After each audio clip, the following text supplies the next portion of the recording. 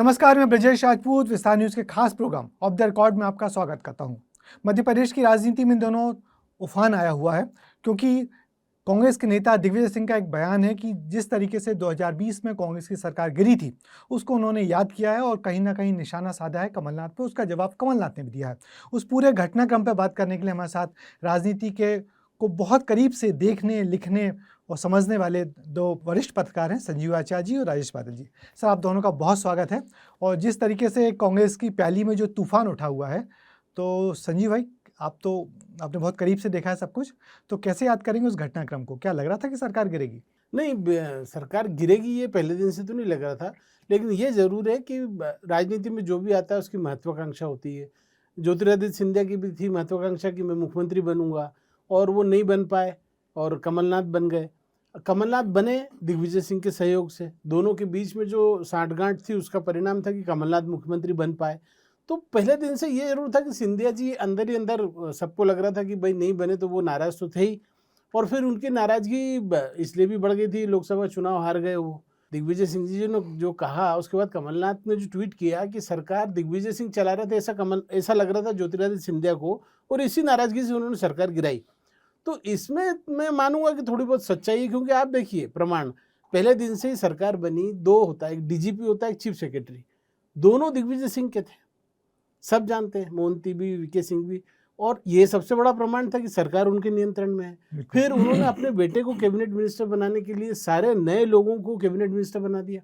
तो सरकार तो कहीं ना कहीं नियंत्रण में दिग्विजय सिंह की थी, और ये नाराजगी का बड़ा कारण ज्योतिरादित्य सिंधिया का था। मुझे ये पता है कि दिल्ली दरबार को पहले दिन से मालूम था, कांग्रेस हाईकमान को, कि यहाँ सब कुछ ठीक नहीं चल रहा है, और कोशिश भी की गई थी।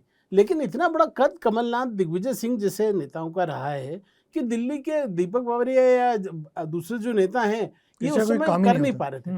और एक आपको ध्यान होगा उस समय ब्रजेश जी की खुद राहुल गांधी भी लोकसभा चुनाव आया तो उन्होंने इस्तीफा दे दिया अध्यक्ष पद से पार्टी के, और वो भी एक तरह से बहुत ही दूसरे मूड में चले गए थे। तो यहाँ पर ध्यान देने के लिए कोई था नहीं, और ये पूरा अहम का टकराव भी था इन लोगों के बीच में, और उसमें कमलनाथ उसको टेकल कर नहीं पाए ढंग से। आप मानते हैं कि अहम का टकराव था? भले जी, आप कैसे देखते हैं उस पूरे एपिसोड को? आपने भी तो 67 की वो सरकार गिरने की कहानी देखी होगी, मगर ये जो 2020 में जिस तरीके से पदस्थ की और पूरा कू कर दिया, पाला बदल लिया, आपको कैसे याद करेंगे उसको? कमलनाथ और दिग्विजय जी के रिश्ते बहुत पुराने हैं।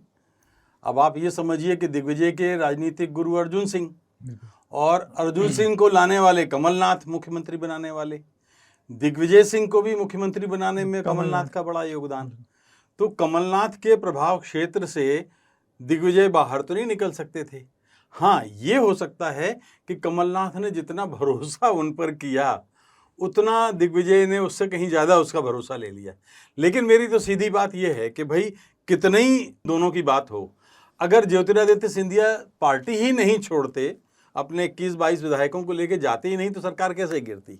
तो असल कारण तो ये है कि ज्योतिरादित्य सिंधिया को ये जो उकसाया गया, अब वहाँ भ्रम ये था कि लग रहा था कि राहुल गांधी का दोस्त है, कहाँ जाएगा, लेकिन वो परिवार की परंपरा भूल गए। 1967 में उनकी दादी ने, विजया राजे सिंधिया ने सरकार गिराई थी कांग्रेस की, और किसकी कांग्रेस गिराई थी? डीपी मिश्रा साहब की। और डीपी मिश्रा साहब की सरकार ऐसे गिराई कि वो 20 महीने बाद फिर डीपी मिश्रा साहब इंदिरा गांधी के शरण में चले गए। वो बड़ी अद्भुत दास्तान है। गोविंद नारायण मिश्र डीपी मिश्रा की नाक के बाल थे। जब 57 और 62 में तो उनको लिया गया, 67 में उनको मंत्री तक नहीं बनाया, तो डीपी मिश्रा से वो नाराज हो गए। इधर विजया राजे सिंधिया भी कांग्रेस में थी, तो विजया राजे सिंधिया को एक दिन कार्यक्रम में बैठे थे वो, और डीपी मिश्रा ने बोल दिया है कि इन राजे रजवाड़े जो हैं ये एंटी डेमोक्रेसी हैं। बात भी सही थी वैसे, ये लोकतंत्र के विरोधी हैं, और कांग्रेस पार्टी धीरे धीरे इनको बाहर कर देगी। अब वो विजया राजे सिंधिया को अखर गया, और उसके बाद तो फिर उन्होंने जो है दोनों ने मिलकर के हाथ मिला लिया, सरकार से समर्थन वापस लिया, और करीब 160 विधायकों को राष्ट्रपति के सामने परेड उस समय कराई गई। और भोपाल के कासना बंगले में रात में उन सारे विधायकों को लाया गया था। और डीपी मिश्रा, सब लोग राजमाता बोलते थे उनको, विजया राजे सिंधिया को। वो बोलते थे राजमाता नहीं, ये नाराज माता है, हमेशा नाराज रहते। कारण कि बिल्कुल आप ठीक कह रहे हैं क्योंकि सरदार आंग्रे जब गोविंद नारायण सिंह बन गए तो सरदार आंग्रे रोज फोन करते थे, आज के तबादले ये, आज का ठेका इसको यही बात तो यहाँ होती थी। बिजली बोर्ड का हाँ। अध्यक्ष बनाया गोविंद नारायण सिंह ने किसी को, और विजयराजे सिंधिया से पूछा नहीं। हाँ, तो फिर वो फिर खफा। सर यहाँ भी तो यही हो रहा था। हाँ। यहाँ भी जो दिग्विजय सिंह का जो इंटरव्यू, उन्होंने कहा कि दोनों की एक विश लिस्ट बनी, तो पूछा विश लिस्ट में क्या था, तो कहा विश लिस्ट में ग्वालियर चंबल के कुछ छोटे छोटे काम थे। नहीं, दूसरा जो चीज़ ये लोग बोलते नहीं है, जो लोग हम जानते हैं जो बातें, कि मलाईदार विभाग, ये एक शब्द आता है। मलाईदार विभाग, मलाईदार विभाग क्या होता है? ये सब जानते हैं भाई, क्योंकि किसी सरकार में आप देखो कि जो कुछ विभाग ऐसे होते हैं जहाँ पे कि कमाई होती है। ये विभाग जो जिनको मलाईदार विभाग कहते हैं, ये देखिए सिंधिया के लोगों के पास थे और महत्वपूर्ण महकमे थे, लेकिन हुआ क्या कि इनके ऊपर जो सेक्रेटरी, ये हमने आज नहीं, पहले भी दिग्विजय सिंह जब 10 साल मुख्यमंत्री थे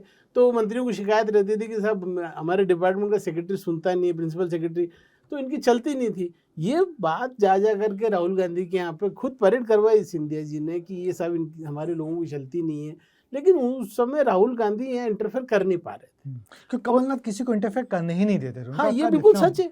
मुझे तो अहमद पटेल ने खुद कहा, जो सोनिया गांधी के राजनीतिक सचिव रहे, उन्होंने खुद कहा था मुझे कि भाई कमलनाथ जी इतने सीनियर हो चुके हैं कि उनको कई चीज़ें जो बोली जाती हैं वो सुनते ही नहीं है। यहाँ तो ये हुआ था कि जो पहला प्लान ए था, प्लान ए में कुछ लोग भाग गए थे, सरकार गिराने का कमलनाथ सरकार, और उसको दिग्विजय सिंह ने ट्वीट किया और वापस उन लोगों को लेके भी आए थे, वो लोग गुड़गांव से लेके भी आए थे। हाँ, मगर वो फिर वापस चले गए।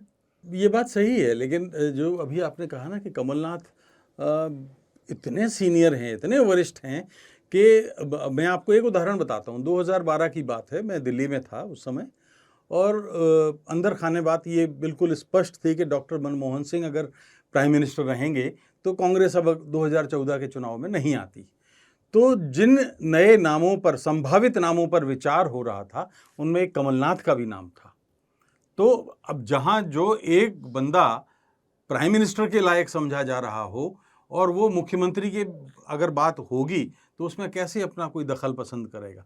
आप याद रखो ना, मैं अतीत की बात से जोड़ रहा हूँ, डीपी मिश्रा का कद कितना बड़ा था, एक जमाने में वो नेहरू के बराबर समझे जाते थे, राजनीति के चाणक्य कहे जाते, गोविंद वल्लभ पंत बराबरी के समझे जाते थे, और वो एक दौर ऐसा आया कि उनको मुख्यमंत्री बनना पड़ा, तो फिर उनके मतभेद भी हुए। तो ऐसा होता है कि जब लोगों को लगता है कि मेरी प्रतिभा तो इससे कहीं अधिक की थी, तो मुझे मिला कम।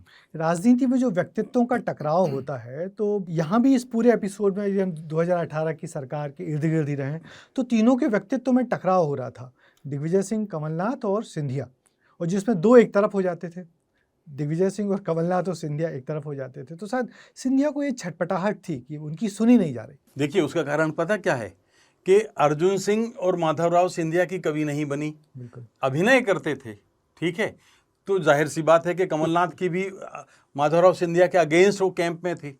तो सिंधिया खानदान से ये जो अर्जुन सिंह वाला कैंप है, मूल कैंप है, वो हमेशा से सामने आमने रहा है। आपको तो वो किस्सा याद होगा कि कैसे जब माधवराव सिंधिया यहाँ आ गए थे और उनको तय हो गया था कि वो मुख्यमंत्री बनेंगे, और कमलनाथ, अर्जुन सिंह ने मिल के अपने विधायकों से दिग्विजय सिंह को मुख्यमंत्री बनाया। समय तो क्या मतलब, संजीव को भी याद होगा, ऐसा लग रहा था कि जैसे एक कांग्रेस के अंदर 3 कांग्रेस हो गई हैं और कोई कांग्रेस जो है झुकने को तैयार नहीं है, और यहाँ तक कि हाईकमान तक उसमें कुछ नहीं कर पा रहा था।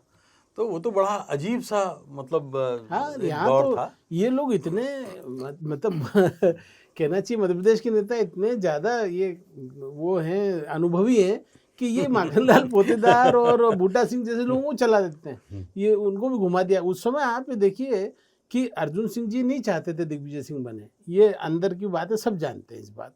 उन्होंने अपनी तरफ से सुभाष यादव का नाम चलाया, और लेकिन चूंकि ये राजनीति ऊपर से नरसिंह राव के समय में, क्योंकि मैं उसमें बहुत करीब से कांग्रेस को कवर कर रहा था, नरसिंह राव जी चाहते थे कि अर्जुन सिंह का आदमी नहीं बने, उनकी सीधी सीधी तो उन्होंने दिग्विजय सिंह की मदद की, सारे लोगों ने मिलके, और कैप्टन सतीश शर्मा, तमाम लोग उसमें मददगार भी रहे। लेकिन तब भी कमलनाथ की भूमिका बहुत महत्वपूर्ण थी, और लगातार दिग्विजय सिंह कहते थे कि मेरे बड़े भाई हैं कमलनाथ और उनकी वजह से मैं मुख्यमंत्री बनाऊं, लेकिन तब भी उनके दोनों के बीच में विवाद होता था। आपको ध्यान होगा, दैनिक वेतन भोगी वाले मुद्दे पे कमलनाथ ने चिट्ठी लिख दी थी दिग्विजय सिंह के खिलाफ और मोर्चा खोलने की उसमें आ गए थे। लेकिन उनकी मन में इच्छा मुख्यमंत्री खुद बनने की तब भी थी और बाद में भी थी, इसलिए इस बार जब वो बने, अब अहम का टकराव जो आपने अभी ब्रिजेश बात बोली वो सही है, क्योंकि उसमें हुआ क्या कि सिंधिया इस दौर में, इस बीच में, मतलब ये दिग्विजय सिंह और कमलनाथ जी तो पुराने हैं, लेकिन इसके बाद वाले दौर के जो राहुल के जमाने की राजनीति, उसमें सिंधिया चूंकि बहुत महत्वपूर्ण हो गए। बिल्कुल वो एक जमाना का में जैसे परिवर्तन। कमलनाथ को इंदिरा गांधी ने कहा था छिंदवाड़ा में कि मेरा तीसरा बेटा है, तो वो जमाना था, तब वो महत्वपूर्ण थे। अब ये स्थिति, सोनिया गांधी उसको, ज्योतिरादित्य सिंधिया को अपना राहुल की तरफ, बेटे की तरह मानती थी। प्रियंका 2 जैकेट लेके आती हैं, तो एक लेकिन राहुल हाँ, को देती हैं और एक सिंधिया को देती हैं। लेकिन थोड़ा सा मैं थोड़ा सा मैं संजीव की बात पूरी सही है, एक मैं असहमत होना चाहूँगा। 93 में दिग्विजय सिंह के पीछे अर्जुन सिंह का हाथ नहीं था। हाँ। अर्जुन सिंह हार्डकोर राजपूतवाद को बढ़ावा देते थे। दिग्विजय सिंह और अर्जुन सिंह आपस में रिश्तेदार थे, लेकिन ये कारण इतने बड़े थे कि अर्जुन सिंह ने अपने आप को पीछे रखा था और इनको इस तरीके से प्लान किया था कमलनाथ के जरिए। और दूसरा एक संयोग है कि मध्य प्रदेश में हमेशा से ऐसा रहा है कि जो बहुमत का नेता रहा है, सुभाष भाई ने पूरा कैंपेन चलाया, प्रदेश कांग्रेस अध्यक्ष थे और उनका नाम बनता था, बहुमत उनके साथ था, उनको नहीं बनाया। उससे पहले 80 में अर्जुन सिंह के टाइम पे शिवभानु सोलंकी के साथ बहुमत था, उनको नहीं बनाया। 77 के बाद जब जनता पार्टी सत्ता में आई तो वीरेंद्र कुमार सखलेचा को बनाया गया, कैलाश जोशी के साथ बहुमत था, मतलब कैलाश जोशी आए थे लेकिन वो तो जल्दी उनको, लेकिन वीरेंद्र कुमार सखलेचा बहुमत वाला नाम नहीं था। तो अगर आप देखो तो लगातार ऐसा एक दौर चला है कि जब जिस दौर में वो मुख्यमंत्री आया है उसके साथ बहुमत का समर्थन नहीं था, यहाँ तक कि शिवराज सिंह के साथ भी उतना समर्थन नहीं था। बिल्कुल ना, वो बात सही है कि मुख्यमंत्री पद पे जो बनता है वो मतलब हाईकमान की उसमें मर्जी चल जाती है, बहुमत हो या ना हो। बिल्कुल वो पर्यवेक्षकों के माध्यम से ही कर लेते हैं। जैसा छत्तीसगढ़ में हुआ था जब अजीत जोगी बने थे। हाँ, अजीत जोगी वाला भी देखिए ना कि अजीत जोगी बने जबकि समर्थन बहुमत का विद्याचरण शुक्ला के साथ था, हम लोग तो वहीं थे उस समय और देख रहे थे कि किस तरह से फिर जब खिसियाए विद्याचरण ने अजीत जोगी पे हमला करवाया तो दिग्विजय सिंह तो वो भी अल्पमत के मुख्यमंत्री थे। अभी दिग्विजय सिंह ने कहीं इंटरव्यू दिया था, कहा कि मेरा कोता तो एक ही बार फटा था जब मैं मुख्यमंत्री रहते हुए मेरा कोता फटा है। मैं रायपुर गया था, रायपुर गया था अजीत जोगी को चुनवाने के लिए, तब मेरा कोता फटा था। तो बड़ी बात वही है कि किस तरीके से मध्य प्रदेश में जो बड़े नेताओं की तमाम गुटबंदियां, मैं मानता हूँ कि मध्य प्रदेश में कांग्रेस कार्यकर्ताओं की कांग्रेस नहीं है, मध्य प्रदेश में कांग्रेस नेताओं की कांग्रेस हुआ करती थी, चाहे वो दिग्विजय सिंह की हो चाहे अर्जुन सिंह की। जैसे एक बड़ा संकट दिग्विजय सिंह के सामने फिर आया था कि जब अर्जुन सिंह ने पार्टी बदल ली थी या पार्टी छोड़ दी थी, एनडी तिवारी के साथ तिवारी कांग्रेस में लगे, तब भी उनके साथ काफ़ी सारे लोग यहाँ जाने वाले थे, तो मगर किसी तरह उन्होंने सरकार चलाई, सबको मना किया। तो लोगों ने यही कहा कि यदि इस वक्त भी शायद कमलनाथ भी भरोसा करते थे कि मेरी जो सरकार चल रही है तो कोई विधायक इसलिए नहीं जाएगा क्योंकि दिग्विजय संभाल के रखे हुए हैं।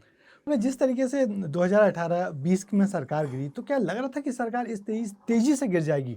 बीजेपी ने जिस तरीके से प्लान किया था, प्लान ए किया जो फेल हो गया, फिर प्लान बी सीधे सिंधिया को किया, तो सिंधिया का एक साथ जाना और ऐसा जाना कि उनके सारे लोग वहाँ जाके बेंगलोर में जाके ऐसे रुक गए, अटक गए कि फिर वो कभी निकल नहीं पाए। तो इसके पीछे की क्या कहानी थी? नहीं, मैं देखिए उस समय आपको भी ध्यान होगा, बल्कि आप भी बहुत ज़्यादा एक्टिव थे कि बहुत मनाने की कोशिश, मुझे आश्चर्य पता नहीं क्यों आज तक इस बात का कि आपको भी ध्यान होगा कमलनाथ ने बहुत कोशिश नहीं की। आप भी देखिए दिग्विजय सिंह गए, वहाँ तक गए, वहाँ बेंगलुरु में बाहर जाके बैठे, सब किया, वहाँ जाके जीतू पटवारी, लेकिन कमलनाथ जी जो मुख्यमंत्री थे जिनकी कुर्सी जा रही, सरकार जा रही है, वो उसके पहले भी वो उन्होंने कभी सिंधिया को मनाने की उतने गंभीरता से प्रयास नहीं किए। जबकि 2-3 मौके ऐसे आए कि जब कोशिश की गई सिंधिया और उनके बीच में जो मन मुटाव था उसको दूर करने की। एक बार गोविंद सिंह जी ने अपने घर में बैठक बुलाई थी, उसके अलावा भी दिल्ली से भी कोशिशें होती रहीं, और लेकिन पता नहीं क्यों क्या कारण था कि कमलनाथ या तो उनका अहंकार सिंधिया के सामने बड़ा था और उनको लगता था कि मैं क्यों इसके सामने झुकूं, इनकी बात मानूं, मैं मुख्यमंत्री हूं। अब वो, लेकिन वो सिंधिया जी को ये लगता था कि मैंने मेहनत की है, सरकार लाने में मेरा बड़ा योगदान है, और राहुल जी ने कहा था कि आपको बनाएंगे और मैं बन नहीं पाया। ये इसके बीच में से ठीक करने की कोशिश कमलनाथ की जिम्मेदारी थी क्योंकि मुख्यमंत्री थे और उन्होंने नहीं की। लेकिन भाई मैं ये कहूँ कि आप कमलनाथ का अहंकार ही क्यों देख रहे हैं, आप सिंधिया का अहंकार क्यों नहीं देख रहे हैं? सिंधिया तो घोषित रूप से कहते हैं कि मेरी सम्मान और स्वाभिमान हाँ, की वो की परिवार लड़ाई के सम्मान थी। की बात यार करते हैं। तुम लोकतंत्र से ऊपर स्वाभिमान और सम्मान को रख रहे हो, लोकतंत्र से ऊपर तो नहीं होता ना। वही विजयाराजे सिंधिया ने कहा था, यही माधवराव सिंधिया ने कहा था जब कांग्रेस छोड़ी, कि मेरे स्वाभिमान मेरे की बात परिवार है, का तो सम्मान। मेरे परिवार के सम्मान की तो बात ये है। सब जो यानी विधायक गए थे, ये बात डीपी मिश्रा की बिल्कुल सही थी कि ये जो राजे रजवाड़े हैं लोकतंत्र का सम्मान नहीं करते। तो ये सारे जो विधायक गए थे इनको यही कह के ले जाया गया था कि महाराज के सम्मान की लड़ाई है, हमको महाराज के सम्मान की लड़ाई लड़नी है। और उनमें से मेरी जो लोगों से बाद में बात हुई, उनमें से उनको नहीं मालूम था कि उनको बीजेपी में जाना है। उनको ऐसा लग रहा था कि हो सकता है महाराज कोई नई पार्टी बनाएंगे, हाँ, ये भी बात कि महाराज एक नई पार्टी बिल्कुल। बनाएंगे और अलग होके बाकी बीजेपी सपोर्ट करेगी और हम अपनी महाराज मुख्यमंत्री बनेंगे। कभी और किसी के मुख्यमंत्री बनने की बात नहीं, तभी ये सब इतने सारे लोग गए थे। हालांकि जो बाद में 22 हो गए थे, मगर वो सब टुकड़ों टुकड़ों में बटे हुए थे। सिंधिया जी के साथ तो मुश्किल से 12-13 या 16-17 लोग। उन्हीं मंत्रियों में से एक मंत्री जी ने मुझे बताया कि यार जब वहाँ हम लोग वहाँ थे, दिन गुजार रहे थे, कहीं कुछ खेल के कहीं कुछ करके, तो वहाँ जो वेटर थे रिसोर्ट के, वो कहते थे कि भाई साहब ये कर क्या रहे हो आप मंत्री हो, एक सरकार गिरा रहे हो, सरकार गिर जाएगी या नहीं गिरी तो आप तो अंदर जाओगे, परिवार के लोग वहाँ हैं तो कुछ भी कर सकते हैं, नहीं गिरी सरकार तो, पर चलो सरकार गिर गई तो बनोगे तो आप मंत्री माने मंत्री हो, मंत्री बनने के लिए फिर क्यों सरकार गिरा रहे हो। तो उनका कहना था कि हमारे पास जवाब नहीं होता था। अब क्योंकि नहीं, मैं सिंधिया जी आपको तो आपने ब्रजेश बिल्कुल सही बात कही कि वो एक अभी भी आज भी आज़ादी के 78 साल के बाद ग्वालियर और उसके आसपास का एक आभा मंडल है जो सिंधिया राजघराने के इर्द गिर्द उनकी राजनीति शुरू होती है और उन्हीं के इर्द गिर्द खत्म हो जाती है। और हम लोग ने तो पद्म सिंह तोमर को एकदम दंडवत प्रणाम करते कई बार देखा लोगों सिंधिया जी अभी के भी सामने। करते हैं। अब देखिए उस परंपरा में तो हमने भी दंडवत प्रणाम करते। दिग्विजय सिंह को देखा, जब माधवराव सिंधिया नहीं रहे तो ज्योतिरादित्य सिंधिया के जब पगड़ी रस्म जो होती है तो वहाँ दिग्विजय, पर क्योंकि वो- वो तो राजघराने पर वो खैर एक की राजनीतिक- वो अंदर एक वो उनकी गैर राजनीतिक राजसी कार्यक्रम था। परंपराएं हैं। हाँ। हाँ, लेकिन मैं ये कहता हूं कि देखो भारत का संविधान अनुच्छेद 18 ये कहता है साफ साफ कि आज़ाद भारत में राजा साहब नहीं कहा जाएगा, महाराजा साहब नहीं कहा जाएगा, कोई राजकुमारी नहीं होगी, कोई रानी साहिबा नहीं होंगी, कोई बेगम साहिबा नहीं होंगी, कोई नवाब साहब नहीं होंगे, कोई महाराजा नहीं होगा, कोई श्रीमंत नहीं होगा। ये संविधान में लिखा हुआ है। मगर हमारे ये संविधान की शपथ लेके जो मंत्री बनते हैं वो दंडवत करते हैं खुलेआम। पर अब तो राजा महाराजा के नाम पे सरकार चली, हम लोग मध्य प्रदेश में देख रहे हैं किस तरीके से सब कुछ हो रहा है। मगर इस सब के बावजूद माने कोई सरकार आसानी से ऐसे गिर कैसे सकती है। मुझे खुद अहमद पटेल, मैं अब बोल सकता हूँ क्योंकि उस दुनिया में रहे नहीं, वो खुद ये बात बोले थे कि ये कमलनाथ जी जो हैं वो, हमने तो खैर ठीक है कांग्रेस के बने, उनका इशारा था एक उद्योगपति जो आजकल विवादों में रहते हैं कि उनके मित्र हैं और उन्होंने बन, और ये बात इसलिए भी सही है क्योंकि आप देखिए बीजेपी जो कि मणिपुर या गोवा में कई बहुत कम संख्या में थे तब भी सरकार बना ली। मध्य प्रदेश में तो 8-10 विधायक चाहिए थे जिनका इन्होंने प्रबंध कर लिया था। लेकिन ऐसी खबर थी कि वो जो उद्योगपति जो बहुत प्रभावशाली भाजपा के राज में, उनका दिल्ली से फ़ोन था कि नहीं हमें नहीं बनानी है सरकार। वो अमित शाह जी ने मैसेज दिया, इस तरह की खबरें थी। तो एक बात ये चर्चा तब से चली और आज तक है, जिसकी खैर पुष्टि कोई नहीं करेगा, लेकिन ये सच है कि कमलनाथ जी की सरकार जो है वो कांग्रेस के लोगों को भी बड़ा आश्चर्य था कि कैसे बन गई, क्योंकि उस समय तक 8-10 विधायक सिर्फ चाहिए थे। बीजेपी 6 विधायक उनको चाहिए थे, बीजेपी को 2 इनको चाहिए थे, 114 इनके थे। हाँ? 116 का बहुमत है, 109 बीजेपी के थे। हाँ? तो बीजेपी तो आसानी से सरकार बना सकती थी। जो 4 विधायक इनकी तरफ आए वो 4 वहां जा रहे थे। तो ये सवाल मैंने एक बार शिवराज जी से पूछा था कि सर आप बताइए, आपकी केंद्र में सरकार, आपका राज्यपाल, फिर आप लोगों ने अटेम्प्ट क्यों नहीं किया कि हम सरकार बनाएंगे, आसानी से बन जाती। और आप सभी मुख्यमंत्री थे कि ये तो बात इसलिए भी पता थी कि मैं आपको बता रहा हूँ कि मुझे बताया बड़े नेता ने कांग्रेस के कि अब जैसे एक अरुण यादव थे, वो प्रदेश अध्यक्ष थे, उनको राहुल गांधी ने कहा जब कमलनाथ को बनाया, हटाया उनको बुधनी से लड़ाया भी चुनाव। तो ऐसी एक खबर थी कि उनको अपेक्स बैंक का चेयरमैन बनाने के लिए राहुल गांधी ने खुद कहा था और कमलनाथ मना कर दिया। मतलब मना कर दिया यानी कि उन्होंने टाल दिया और अगले दिन दूसरे को बना दिया। सिंधिया ने एक बंगला मांगा भोपाल में कि मुझे एक बंगले की जरूरत है, वो लोकसभा भी हार गए थे चुनाव, और वो बंगला अगले दिन जो उन्होंने मांगा था भूपेंद्र सिंह का, वो नकुलनाथ को अलर्ट हो गया। तो ये छोटी छोटी घटनाएं थी, पर ये एक ईगो हर्ट करने वाली बातें। ऐसे एक बंगले की कहानी दिल्ली की भी थी। मुख्यमंत्री के नाम पे दिल्ली में एक बंगला मिलता है, हाँ तो सिंधिया जी चाहते थे उनके जो पिताजी का बंगला है जिसमें वो रहते आए थे, रेस कोर्स सफदरजंग वाला। हाँ सफदरजंग वाला, रेस कोर्स के सामने वाला, तो वो उनको मिल जाए। मगर कमलनाथ ने वो बंगला एमपी पूल में करवाने के बजाय अपना बंगला जिसमें वो रहते थे वो करवा लिया था। तो इस बात से भी सिंधिया जी और उनकी माता जी बहुत खफा थी कि ऐसी कैसी सरकार जिसमें तुम्हारी सुनी नहीं जा रही। हाँ ये बात तो सही ये है। सारी सिंधिया की, ज्योतिरादित्य की। हाँ जो थे अरे तो आप देखिए ना, तो ये सारी छोटी जिस दिन ज्योतिरादित्य सिंधिया का बीजेपी में प्रवेश हुआ, उस दिन जेपी नड्डा ने जब कार्यक्रम में माधवराव सिंधिया का तो नाम तक नहीं लिया था और इसका बुरा लगा था ज्योतिरादित्य को।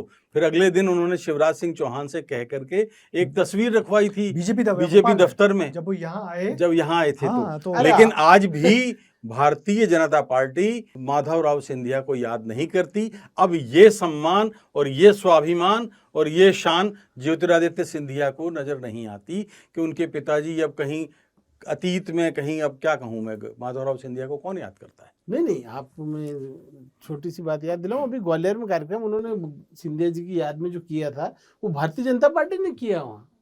वो ये जो अभी माधवराव सिंधिया को और उनकी प्रतिमा पर माल्यार्पण भी भाजपा वाले ही कर रहे हैं कहीं सब जगह भाई। इसलिए ना संजीव कि ग्वालियर में कोई दल नहीं होता। हाँ जहां महल वहां पूरे लोग, चाहे वो कांग्रेस में रहे चाहे वो भारतीय जनता पार्टी में रहे। और यहाँ पे ये भी था कि जो लोग जा रहे थे आ रहे थे, क्योंकि एक बार वो चले गए थे, दिग्विजय से उनको लेके आए थे जीतू पटवारी, जयवर्धन सिंह वगैरह, और बहुत सारे लोग थे जो इस पूरी प्रोसेस में लगे हुए थे कि इन सब लोगों को, बीजेपी के लोग चाह रहे थे कि इन सब वहाँ रहें और कांग्रेस के लोग लेके आ रहे थे, क्योंकि सरकार गिरना आसान नहीं होता। मगर लोगों का कहना है कि जो कमलनाथ जी की जो हठ धर्मिता थी तो उसके चलते ये लोग रुके नहीं, फिर वापस चले गए। ये सच है। और जो कुछ बात थी लेन देन वाली, तो उन्होंने कहा कि हमको जो लेन देन हुआ आप वो उनको दे रहे हो तो हम नहीं जाएंगे, मगर वो भी पूरा नहीं किया गया। हाँ, वो दिग्विजय सिंह जी चाहते थे कि भाई ये इनकी भरपाई, देखो ये बात मैं कहूँगा कि दिग्विजय सिंह इस सरकार को बचाने के प्रयास कर रहे थे क्योंकि वो सरकार चला भी रहे थे। तो नहीं तो यही तो कमलनाथ जी ने कहा, उनके बेटे मंत्री, भतीजे मंत्री, सब कुछ और भांजा दामाद मंत्री, कितने कितने। नहीं वो सरकार प्रशासन, मैंने पहले भी बोला कि डीजीपी और चीफ सेक्रेटरी दोनों उनके थे और वो राज्यसभा में भी आ गए, बेटा कैबिनेट भी बन गया। तो ये एक संदेश तो पूरे मध्य प्रदेश कांग्रेस पार्टी में था ही कि वो भले मुख्यमंत्री कमलनाथ जी हों लेकिन सरकार तो दिग्विजय सिंह चला ही रहे थे। हाँ, और ये अब चूंकि सरकार बचाने की भी कोशिश इसीलिए वो ही कर रहे थे। ये मैं फिर कहूंगा कि आश्चर्य वो कांग्रेसियों को था कि कमलनाथ जी सरकार बचाने का प्रयास कभी भी नहीं किया उन्होंने। ये आखिर तक लोगों के मन में सवाल रहा। और दिग्विजय सिंह जब वहाँ बाद में गए जब बेंगलोर, आखिरी मौके पे एक बात हुई कि सारे विधायक लोग चल के यहाँ भोपाल आने वाले थे, मगर भोपाल के एयरपोर्ट के आसपास पुलिस लगा दी गई, बस लगा दी गई, तो उनको मैसेज पहुँच गया कि इनको लेके सीधे कमलनाथ जी के पास चले जाएंगे, सबको लेके कहीं नहीं जाने दिया जाए, जबकि वो परेड करने आ रहे थे विधानसभा अध्यक्ष के सामने। तो वो लोग एयरपोर्ट से आके फिर वापस चले गए, जबकि उस एयरपोर्ट पे एक तरफ जीतू पटवारी लौट रहे थे और शायद एक ही फ्लाइट में मिलते, मगर आमना सामना नहीं हो पाया कि एक लॉन्च में जीतू पटवारी बैठे हुए थे और कोशिश करके लौट रहे थे, और एक लॉन्च में ये लोग बैठे हुए थे, मगर ये लोग जब जैसे पता लगा कि एयरपोर्ट पे पुलिस लगा दी गई तो ये लोग वापस लौट गए। तो मगर एक अंदर का किस्सा ये था कि जब दिग्विजय सिंह ने आखिरी फट किया कि वहाँ गए और वहाँ जाके रिसोर्ट के बाहर धरना दिया, प्रदर्शन किया और उनको बुरी तरह घसीट के वहाँ से हटाया गया। तो मुझे अंदर जो एक शख्स थे उन्होंने बताया कि जैसे उनको पता लगा कि दिग्विजय सिंह आने वाले हैं तो उनको मालूम था कि दिग्विजय सिंह की नज़रों का सामना ये सारे विधायक नहीं कर पाएंगे। तो उन लोगों ने डीजीपी वगैरह को बुलाया और कहा कि जितने ज़्यादा दूर बैरिकेडिंग हो सकती है उतनी की जाए, दिग्विजय सिंह को जितने ज़्यादा दूर रोक सकते हैं रोकिए, यदि वो यहाँ आ गए, हाँ, यदि वो यहाँ आ गए तो ये बचेंगे नहीं, लोग चले जाएंगे। हालांकि मेरी एक और सूचना है, अब संजीव सहमत हो सकते हैं, आप भी कि नहीं, सरकार गिराने की पटकथा भोपाल में और दिल्ली में नहीं लिखी गई थी, ये पटकथा मुंबई में लिखी गई थी और एक उद्योगपति जिसका आपने नाम नहीं लिया उनके इशारे पर, और ये तय था कि हम अभी नहीं गिराएंगे, चलती हुई सरकार को गिराएंगे, कब गिराएंगे इसका इशारा दिया जाएगा। तो ये बात थी। कमलनाथ जी ये बात जानते थे कि उनकी सरकार को अपदस्थ करने या गिराने की बहुत कोशिश हो रही है। एक बार हम पत्रकारों से बड़ी प्रेस कॉन्फ्रेंस में कहा था कि मैं जब रायपुर गया था तो मुझे अमित शाह जी मिले एक किसी नक्सली की मीटिंग में, तो उन्होंने कहा कि आपकी सरकार गिराई जा रही है, तो उन्होंने कहा आई नो जिसमें का एक मैं वही अंदाज कह रहा होता हूँ है। कि I know, ये ले- बात मुझे समझ में नहीं आई कि क्या 15 महीने के लिए बोला गया था कि कमलनाथ जी को कि हाँ, मैं कह रहा हूँ ना आपको कि 15 पटकथा लिखी गई थी हाँ कि ये इतने दिन तक आप कर लो जो भी कुछ करना हो और उसके हाँ बाद अब नमस्ते हो जाएगी। हीरे तो की खदान लेकिन भी लेकिन लबोलवाब ये है ब्रजेश भाई, संजीव भाई, कि ऐसे जब उपक्रम होते हैं, सरकारें गिनती हैं जो लोकतांत्रिक ढंग से चुनी गई होती हैं, तो ना पक्ष हारता है ना प्रतिपक्ष हारता है मतदाता, और हारता है कार्यकर्ता डेमोक्रेसी, और हारता कार्यकर्ता है जो कांग्रेस के कार्यकर्ता। कार्यकर्ता बेचारे हैं? जिन्होंने आप 15 उसको साल बाद ऐसे यूज करते हैं जैसे कि आप उसके ऊपर आपकी कोई ठेका हो, और इसीलिए आज सियासत में जो है, मैं आपको अगर एक शेर के साथ बात करता हूं, खत्म बिल्कुल। करूंगा अपनी बात, आप समय भी हो कि गए। एक उन्होंने अपनी जो है कैसे साख गंवाई है नेताओं ने। हज करने को गया था कौम का लीडर कोई, और संगबारी के लिए शैतान पे जाना पड़ा। शैतान पे मतलब पत्थर हाँ, फेंकने पत्थर की रस्म होती है, संगबारी मतलब बिल्कुल पत्थर फेंकते हैं। हाँ। तो हज करने को गया था कौम का लीडर कोई, संगबारी के लिए शैतान पे जाना पड़ा, एक कंकर फेंकने पर ये सदा आई उसे, अरे तुम तो अपने आदमी थे, तुमको आखिर क्या हुआ। हाँ, सही बात। तो तुम तो अपने आदमी से, आखिर तुम क्या हो। मगर ये बड़ा रहस्य है, और ये रहस्य ही रहेगा कि एक अच्छी खासी चलती हुई सरकार जो 15 साल बाद आई थी, और कैसे 15 महीने में इस तरीके से पत्तों की तरह बिखर गई, और फिर बड़े बड़े वो लोग जो बड़ी प्रतिबद्धताएं रखे हुए थे दल से, पार्टी से, वो कैसे पाला बदल लेते हैं, पार्टी बदल लेते हैं, और उसके बाद एक देश में सिलसिला चल पड़ा सरकारें गिराने मचाने। मगर जो सरकार गिरने के जो किस्से होते हैं वो हम सब पत्रकारों के पास होते हैं, क्योंकि हम उस पूरे दरमियान बहुत एक्टिव रहते हैं, बहुत हम लोग हर कहीं नेताओं के पास भी होते हैं, और हर कहीं बहुत किस्से कहानी ढूंढते हैं। तो इस किस्से कहानी मुझे लगता है कि दर्शकों को अच्छा लगा होगा जान के कि जब सरकार गिरती है तो पर्दे के पीछे क्या क्या खेल चलते रहते हैं। आप दोनों सर यहाँ आए, आप दोनों का बहुत बहुत शुक्रिया। नमस्कार। अब मुझे दीजिए इजाजत, अगली बार फिर ऐसी ही किसी रोचक राजनीतिक घटनाक्रम पर चर्चा करेंगे हमारे इन सीनियर साथियों के साथ। नमस्कार।